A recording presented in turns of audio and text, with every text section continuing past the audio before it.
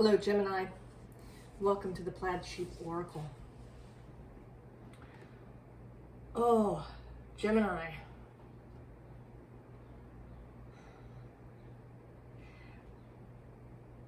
The sense that I have of you is that you are,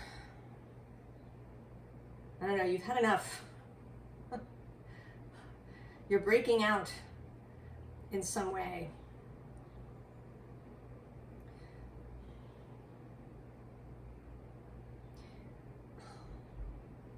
I want to say that you have been following the rules.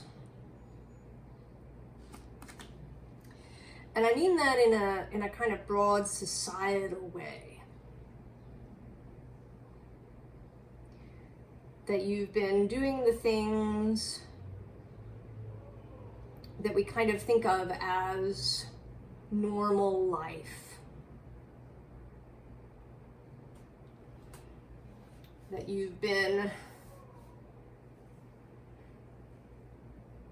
doing the job, going to work, doing the things, following those rules that are kind of unspoken about, not just how society works, but how reality works.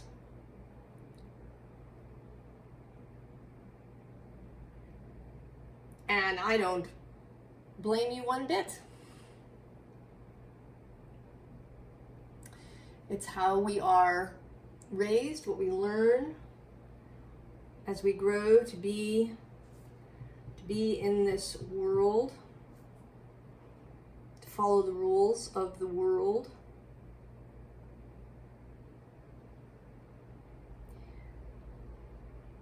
But something is rising within you, Gemini.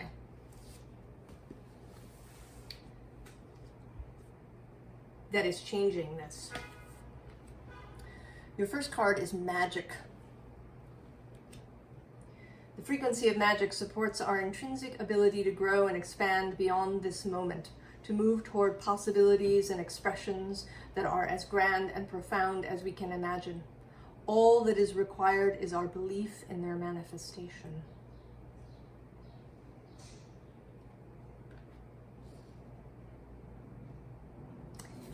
And the snow fungus. Clarity, regeneration, flexibility.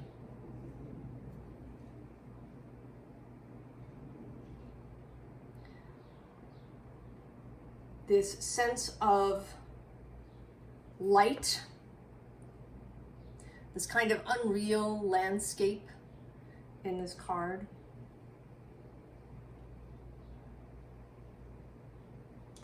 This rising in the background of light, of the aurora.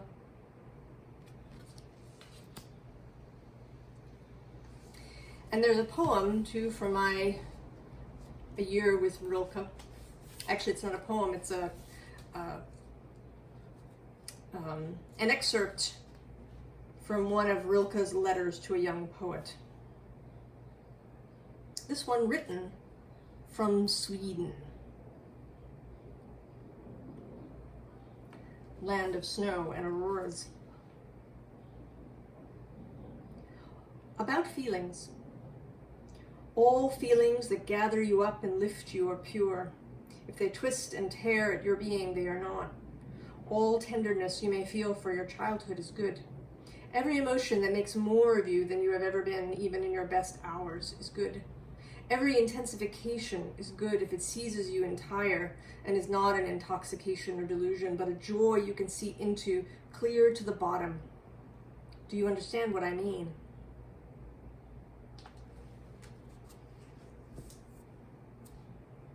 And that is what I felt from you at the beginning of this reading, Gemini. This rising of emotion, of excitement.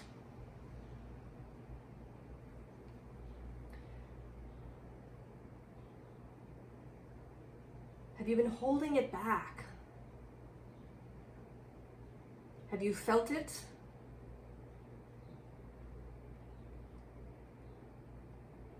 And have been holding it back? Something is tipping the scales.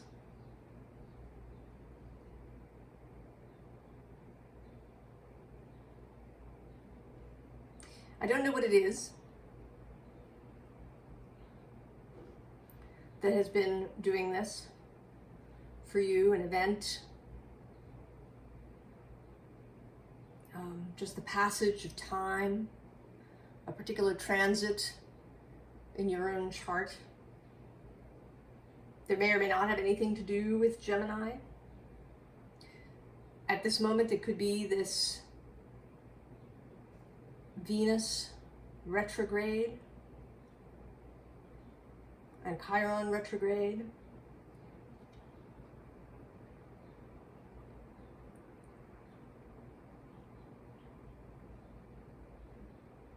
I don't know what it is for you.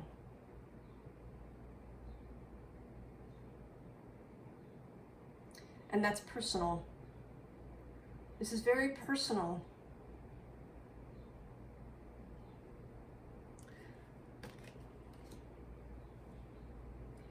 These feelings of yours,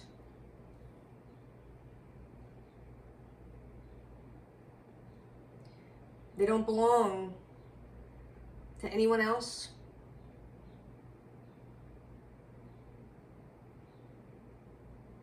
They are no one else's business.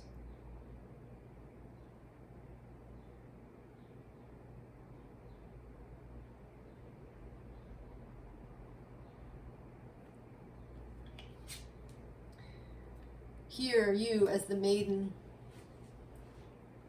in your red dress, carried by the moon.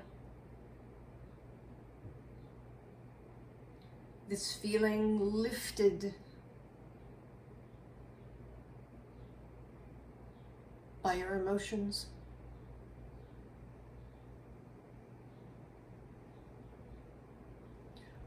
Regardless of what else is happening in your life, regardless of obligations or commitments or the order of things as it's theoretically supposed to be.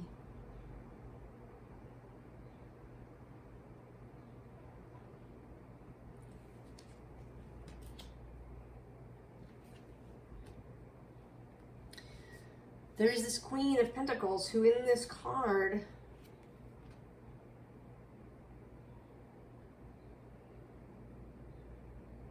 feels sort of tender, like she's really feeling into herself. She's perhaps feeling tenderness towards these little bunnies here at the bottom.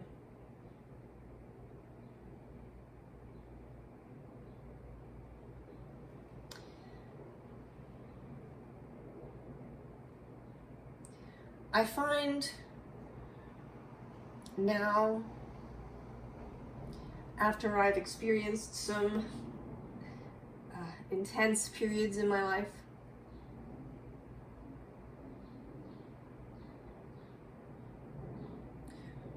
places of deepness and despair, that my tenderness has increased.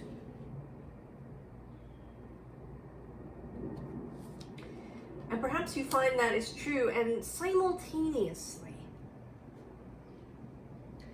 that while you feel this tenderness for others, for what they are going through, simultaneously,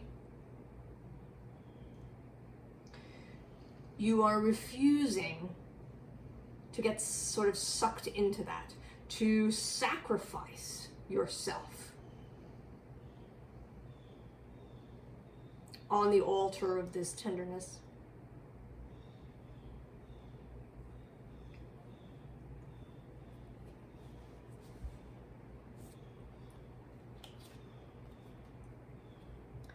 This see me,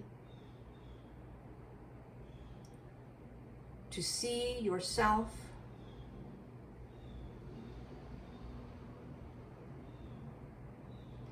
to see your own emotions. And, you know, there's this plane here and this person. So Gemini, using your gift for seeing multiple perspectives. So being able to both experience your emotions in a deeply personal way and also to see them from above. To see how they fit into the pattern of your life.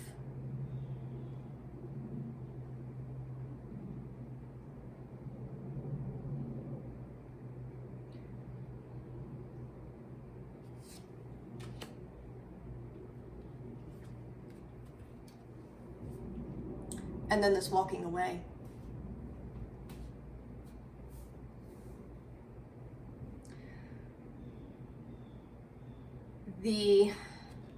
You're walking away from the box. So not just thinking outside the box, but leaving the box entirely.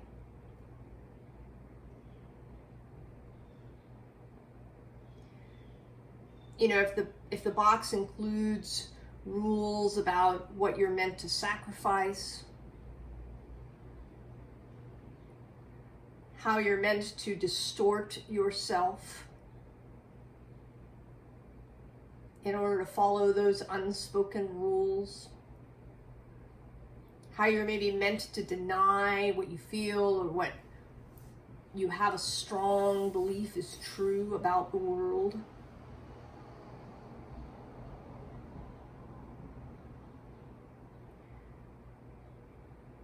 You are walking away from that. And here in this Ten of Pentacles, which, you know, is always for me about getting out of the box, right? This figure, she's pushed the face off and she's climbing out.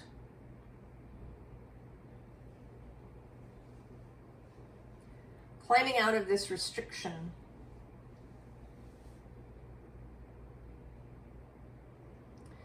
From a rule-based Ten of Pentacles. Now this is not to say that this Ten of Pentacles is wrong in a kind of global way.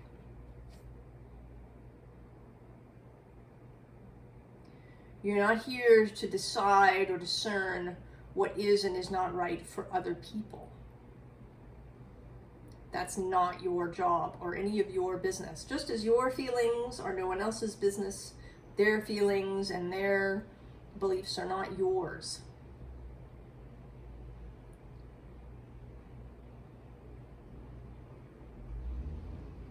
Some people may be here to experience the fullness of this Ten of Pentacles. To really work the rules, to live within the rules. And to see what that's like.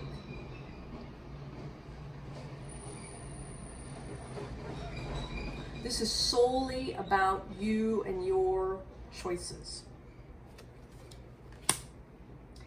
And then the Ten of Pentacles repeats, and again, often the Ten of Pentacles is a very joyous scene, but here we have the scene of escape, and here we have this kind of dark,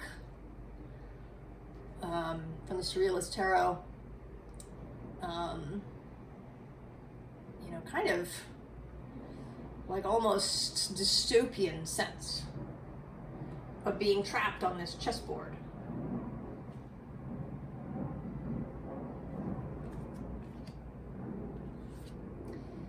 And here again, this chessboard feeling, this sense of being stuck, of being attached, of just being a piece on the chessboard. Of acting from programming, from obligation, from, you know, however that is for you.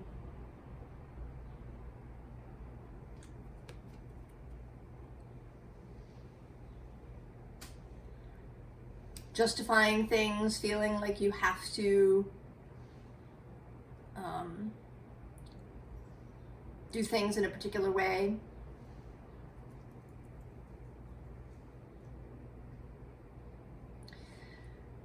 And it may be that you've told yourself that it's about survival, that you have to follow the rules so that you'll have enough, right? You'll have enough money, you can, have a roof over your head and food to eat and all of these things.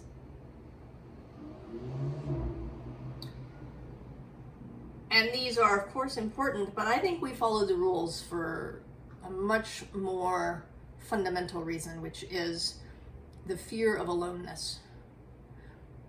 I've talked about this before, but in my opinion, that is the deepest fear of human beings, is to be alone. That this notion that we fit in because, if we're cast out, we'll die. Because, we won't be able to hunt and gather and all these things. I don't think that's actually the deepest fear. I think the deepest fear is being alone.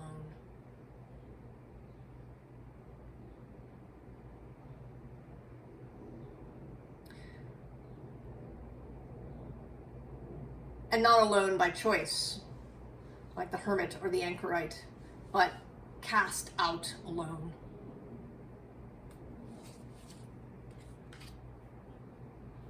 And so we follow the rules.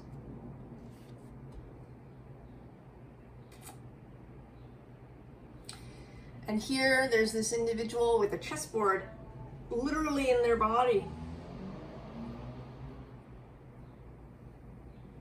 Literally part of them.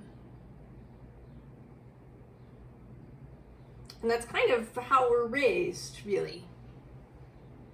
And this, I think, is across the board.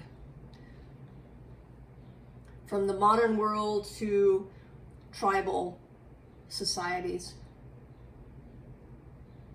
The chessboard is integral.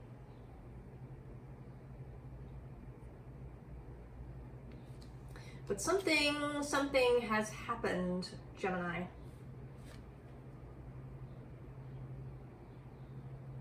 Something is being reworked. You are being baked anew. Dismantled and put back together. This time without a chessboard. This time there's this rose where the chessboard was.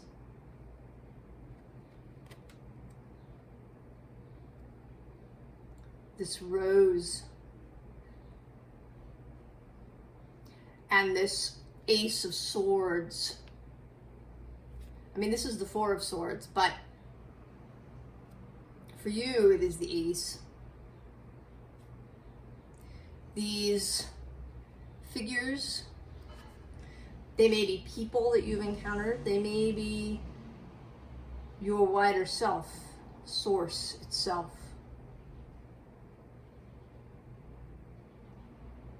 All coming together to remake you. With that rose there in place of the chessboard rules.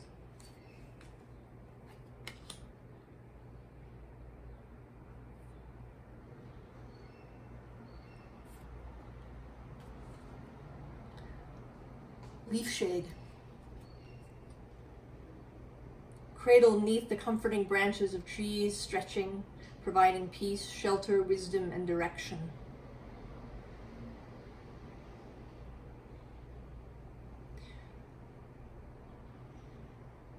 Finding yourself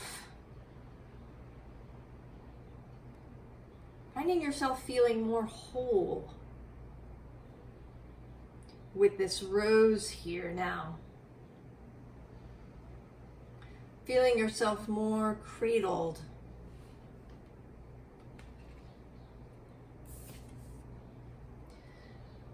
And then this Ethel or Othala, as you may know it. Legacy, original birthright.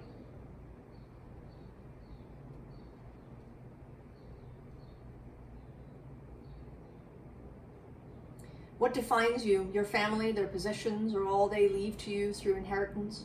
Is that a state fated to define you from birth, written into your body codes?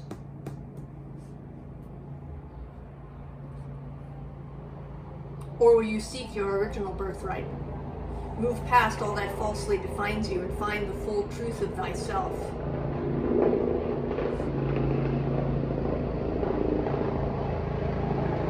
Low-flying helicopter. What frequency is the true you? Claim that.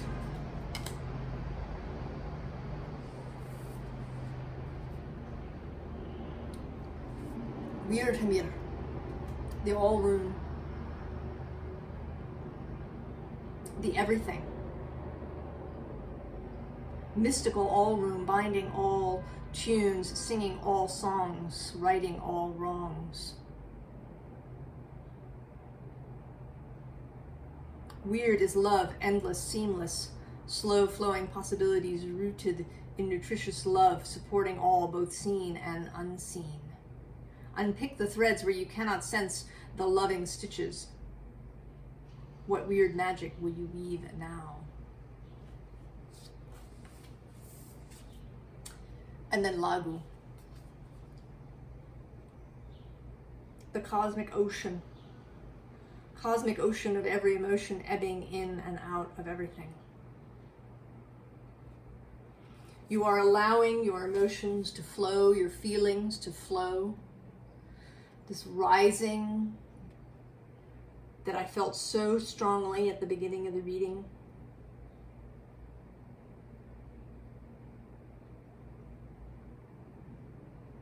It is this free flow of emotion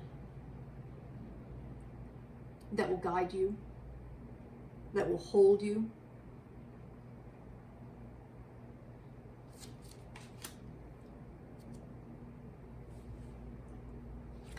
And we do have this Three of Swords, and right underneath is this Emperor sitting on his chessboard.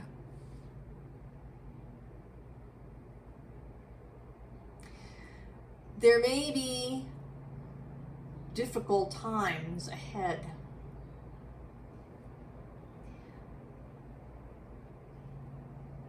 That leaving the chessboard, it'll entail some risk.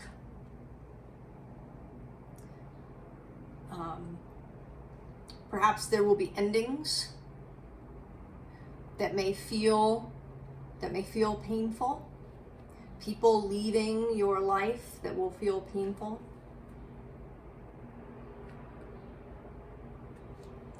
But the Queen of Cups is under the Emperor. Emotional sovereignty, emotional maturity,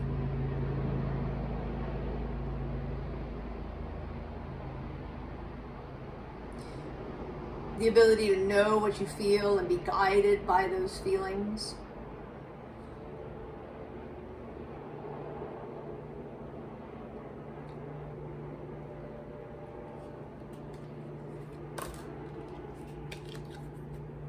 And at the bottom of the deck is the High Priestess, the Oracle.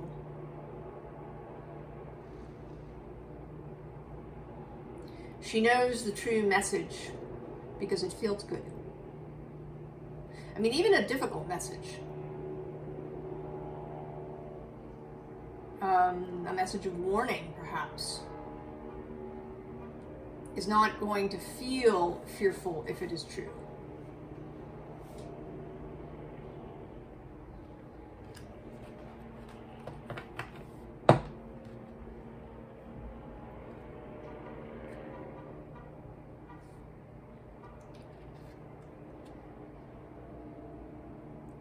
I don't know what all the helicoptering overhead is about. And the Two of Cups. Self-love, self-compassion, and knowing what you feel and using those feelings for guidance.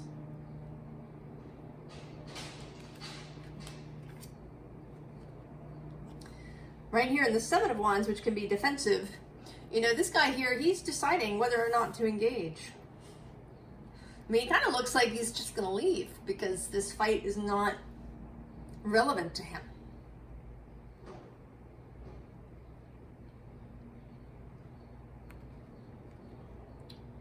Knowing that sometimes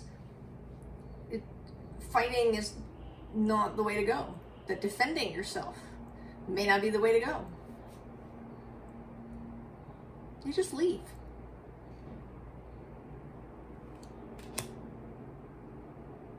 Because you're not here to convince anybody of anything. You're not here to defend your position.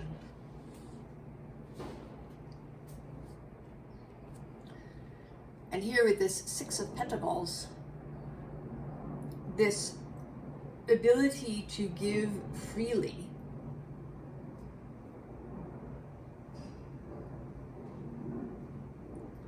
comes from an undefended place. From knowing that while there may be people who don't understand what the hell you're doing,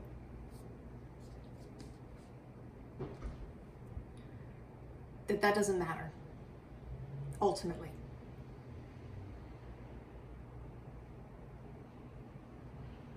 That you keep that rose alive within you.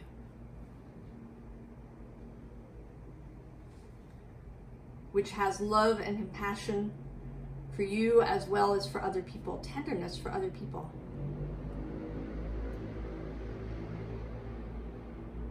But without you getting sucked into that, without you having to remain on the chessboard. You don't have to remain on the chessboard to love others and to be generous. So we have the Hierophant here in the advice underlying. Here showing up as personal authority. To be your own priest, your own vicar. To really embody the as above, so below, as within, so without.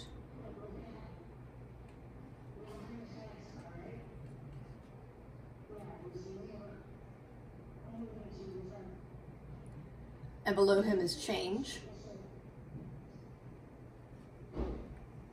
And then the Tower. But below the Tower is stability. So,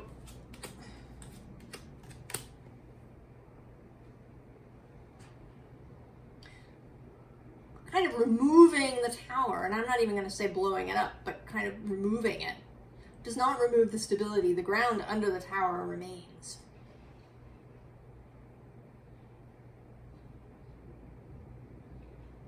And in fact, there's other ground, right? You could just leave the Tower. Right? You're leaving the chessboard, leaving the Tower. Knowing that there is other solid ground.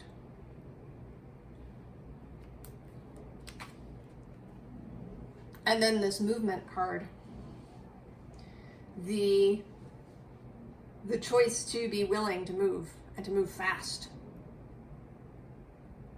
When that's required, to make quick decisions. To be able to handle high energy, increasing your capacity to handle high sensation.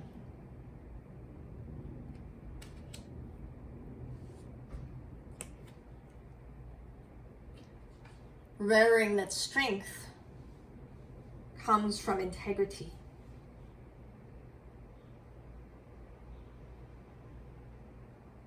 That it is an internal job, that it comes from your own integrity, from following your own internal guidance, your own rules.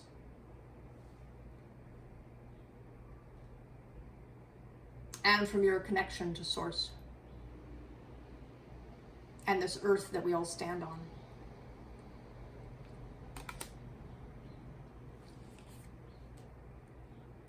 And lastly, this innocence card. Keep your sweetness, Gemini.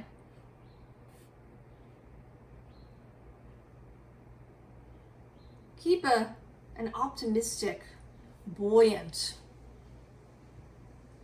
point of view. Rekindle wonder and curiosity.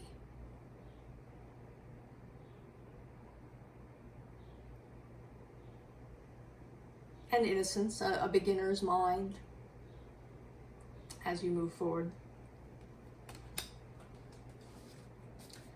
So I'm going to read this excerpt again.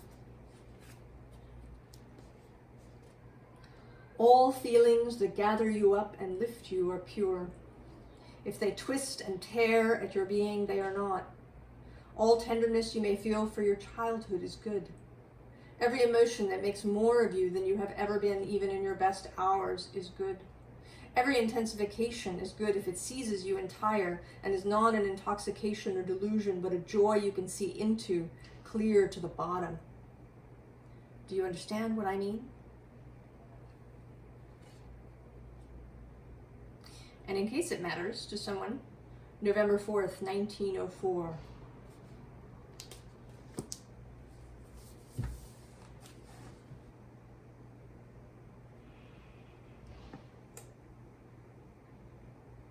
Oh, Gemini, you are freeing yourself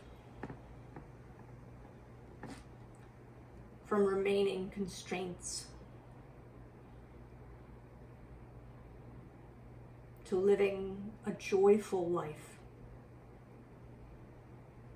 I wish you all the very, very best, and I will see you next time. So long, Gemini.